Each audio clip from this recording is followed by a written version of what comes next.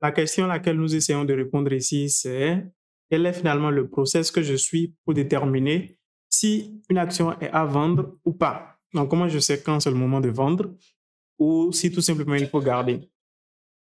Donc, la première chose à checker, c'est est-ce qu'il y a eu un changement. Donc, est-ce qu'il y a eu un changement?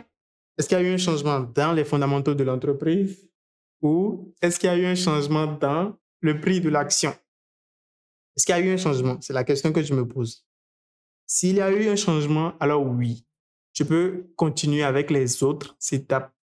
Donc, je me pose davantage de questions. Mais s'il n'y a pas eu de changement, rien ne justifie qu'on remette maintenant en question une action qu'on a achetée au préalable, n'est-ce pas? Et ici, ça ramène la question de, des émotions. Nous n'investissons pas sur le marché sur la base de nos émotions, d'accord? Chaque décision que nous prenons, il y a des faits derrière, des calculs derrière qui sous-tendent ces décisions-là. Ce n'est pas des émotions. Donc, s'il n'y a pas de changement, rien ne justifie que je vende une action. Donc, je passe à la seconde étape, s'il y a eu un changement.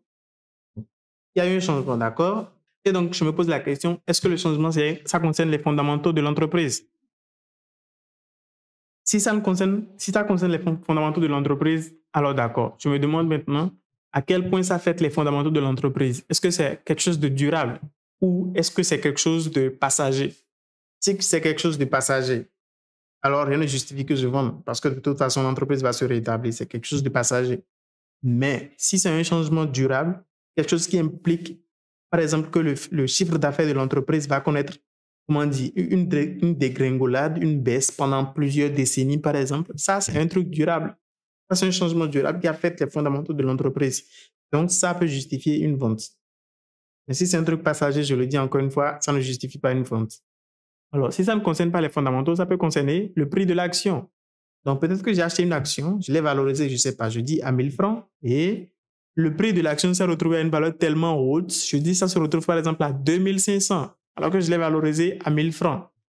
Donc, non seulement l'action a atteint sa valeur intrinsèque, donc les 1000 francs, donc j'étais déjà en plus-value, mais là, l'action coûte à 2500. Ce prix est irrationnel comparé aux 1000 francs que j'ai évalués, d'accord?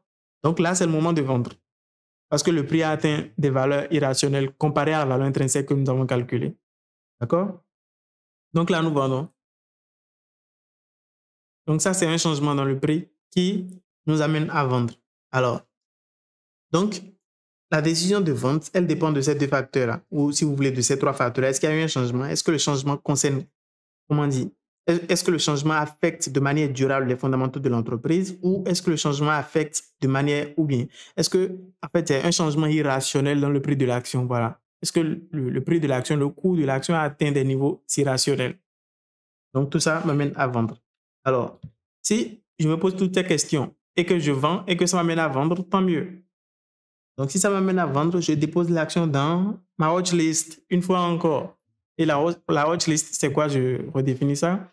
C'est tout simplement une liste d'actions que je surveille de manière périodique pour voir si c'est le moment d'acheter ou pas. Bon. Et pourquoi je mets une action que j'ai déjà vendue moi-même dans une watchlist?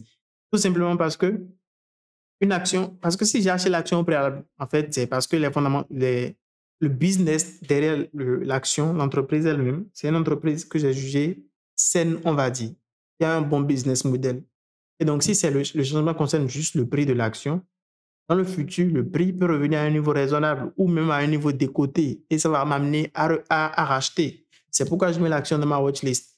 Mais par contre, si j'ai vendu parce que les fondamentaux de l'entreprise ont été affectés de manière durable, alors nul besoin de mettre cette action dans la watchlist. Je drop tout simplement, j'oublie tout simplement cette action, d'accord? Donc la dernière étape, c'est de mettre dans la watchlist, mais à une seule condition, que le changement concerne uniquement le prix de l'action. Donc voilà le process finalement que je suis pour décider si c'est le moment de vendre ou pas.